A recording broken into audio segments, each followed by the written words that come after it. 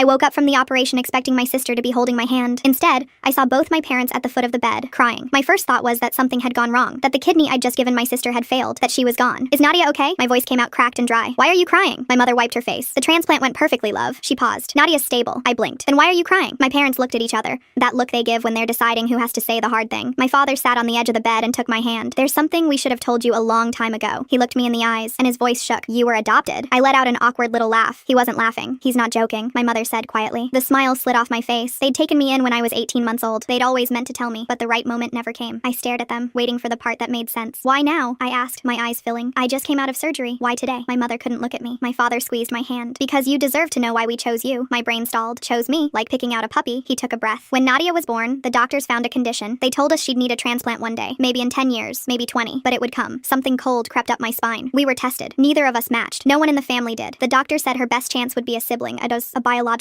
one." My mother finally spoke, barely above a whisper. "But I couldn't carry another child. Nadia's birth nearly took me." I could hear my own heartbeat climbing on the monitor. "So you adopted me," I said. "We worked with an agency. We told them we needed a child with specific markers. They found you. A match." I couldn't breathe. "You adopted me because I could save her." "We adopted you because we wanted a daughter." "No." I pulled my hand away. "You adopted me because you needed spare parts." My voice broke. "Did you ever love me? Or was I just insurance?" My mother started sobbing. "Of course we loved you. We love you so much. Then why didn't you tell me? Why let me believe I was your daughter? You are our daughter. I'm your other daughter's medical supply." I looked at the IV in my arm, the bandage over the incision, the two people who'd raised me for 23 years without ever telling me the truth. "Does Nadia know?" Silence. "Does she know?" My father shook his head. "No."